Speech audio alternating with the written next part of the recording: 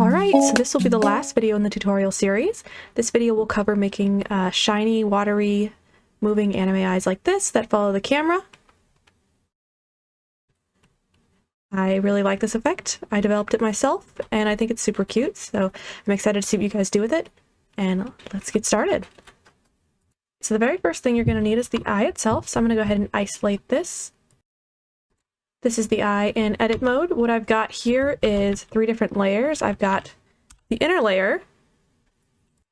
Just pull this open here. The inner layer here has the eye texture on it, which looks like this.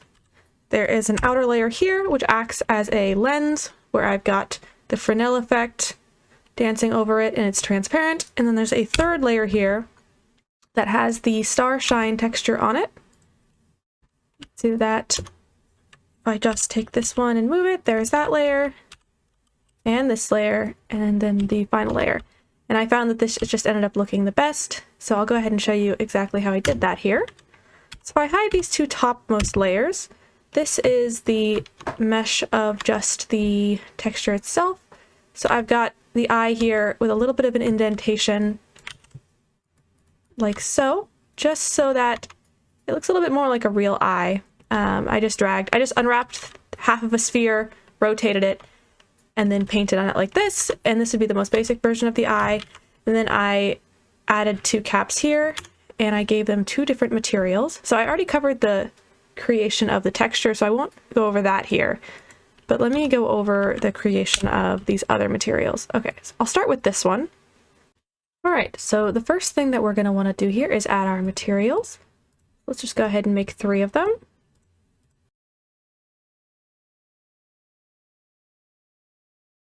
Okay, so let's go ahead and apply those. This innermost eye is going to be the texture. This one is going to be the transparent layer on top, and then this curved square here is going to be the topmost shine layer. So we just go ahead and hide these 2 meshes, and we're left with this one, which is just with these proportionally dragged in like this. We're going to go into the material for this, and we're going to delete the principled BSDF and add a diffuse BSDF, just a simpler shader here. And I'm going to add an image texture. Plug that in. I'm gonna grab my eye, and there it is. So next we're going to want to go on to this transparent material, and the first thing we're going to do is we're just going to get rid of this shader here, and we're going to add a mix shader. I'm going to be combining an emissive shader and a transparent shader. Basically what you're going to do is you're going to take these 2 different shaders, and you're going to plug them into this mix shader node, and you're going to use a mask to drive where the material is going to be transparent and where it's going to be emissive. So basically we're going to use a Fresnel to generate a mask for us that tells the shader, hey, I want everywhere that the Fresnel isn't to be transparent, and everywhere it is to be emissive and not transparent. So let's just show you what that means here. So if we just grab a Fresnel in a color ramp, we plug that right into factor, we're going to get something like this. And if we just increase this and invert this and drop this down, we're going to get this like tiny highlight shape. And that already looks pretty convincing. It like runs over the surface. And the reason you want to have a shell on top of your eyelid is because this is using normal data to generate this shine. So if you did it on the other eyeball, it would just kind of fall into this divot based on those normals. So having a nice round surface is good. And if you want to move that shine, you would just add a texture coordinate node and a mapping vector node. And then you can just use this to slide it up or down or wherever you see fit. And if you want to have a second shine, it's real easy. You just need to basically duplicate this logic here, and you just need to add these 2 effects together, just like so. I'm going to plug this into the top, this into the bottom, plug that into the factor. Let's turn that to 1. And if you just drag this down and move it a little bit, and maybe make this a little smaller, and that's sort of the basics of this effect. I think that looks really good. And if you are satisfied, that'd be a great place to stop, but we like shinies here, and we're going to keep adding them. So let's go ahead and add that last layer. Okay, so I'm going to go ahead and reveal it. The way that I made this geometry is I basically took a square, I subdivided it, and then I placed it over the eyeball in a way that fit as closely as I could. And the reason I did that is because I need to have square is important because we need the texture for the shine, like the star, to be clean and easily controlled with UV vertices. So just keeping that in mind, that's the structure of this object here. And we're going to go into here. I'm just going to get rid of these materials because this is the only one that matters. And we're going to do basically the same thing here. But let's go ahead and get that started. So the first thing I'm going to do is I'm going to add my texture, which is a black and white star that I created. So I'll go ahead and show you what that looks like. I'll even link it in the description if you'd like to follow along. It's just sort of a wonky star that I made, a little asymmetrical, just for interest. We're going to want to change this to extend, so we only get it one time. You can kind of see where this is going. We've already got the star there, so we're basically going to need to invert this. Get this texture showing up. Let's change this to 5 so you can really see it. So, I mean, that is more than enough, I feel like, but if you really want to be extra about it and have it follow the camera, this is what you're going to want to do. Is we're going to want to grab that vector transform. We're going to change that to camera and world. Then we're going to grab a separate XYZ. And we're going to drag out from Z and add a map range node here.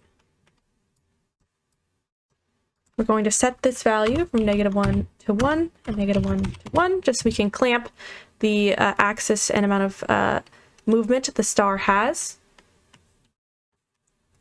Then we're going to add a mapping vector. We're going to plug this right into location so we can drive the location of this texture using this camera vector. And basically we're going to plug that into vector here, and it's not going to show up just like in the hair tutorial, but to fix that we're going to add a texture coordinate. We're going to plug UV into vector. And just like that, it's following the camera, and you can, just like in the other tutorial, use this data to drive just how much you want it to follow. And right now it's only following in one axis, so it looks a little strange. So we're going to need to do this again. We're going to need to grab the X position, or we're going to need to grab the X vector and basically use math to combine that effect so it goes the right direction in accordance with the camera's angle. Duplicate this map range node, and we're going to use this time the X value. And then we're going to need to combine that information by using a combine XYZ node. We're going to plug this result into Y and this result into X, because we basically want the Z axis from the camera to be driving the Y axis from this texture. So that means up and down this way, and X is left and right this way. Now we're going to plug that into vector location. I'm going to go ahead and set these values to 0 just to square out the location of this. And the reason it's there is based on your UV. So if you take your UV map and you make it perfectly on top of the texture like so, it's going to show up right in the middle of the eyeball. And you can actually use this to control where it is. I'm just going to scale up the texture and move it where I'd like it to be, and at the scale I want. I'm going to change this vector's value to 1. I'm going to -1 to 1 all of these just for simplicity's sake. I'm going to set this value to -0.9, and you'll see that the star shine follows the camera. All right, so now you've got your eye following the camera, and if you would like to have that wiggle, basically you're going to need to use an expression, or a driver it's called in Blender, to animate it. It's basically going to use math to have it change its location over time. So basically what you want to type in is this. You're going to type in hashtag #sin_frame, and that will basically tell Blender that every frame it wants it to run this sine wave function. So if we take that information and we slow it down by adding some math, it's going to go slower. And then we'd like that to go even less. So I'm going to add times 0.5. And then you have just a little bit of motion, and it's still following the camera, which is really cool. So let's go ahead and add that logic to our other texture. We have our Fresnel here, and we've got this data here that we can use an expression on.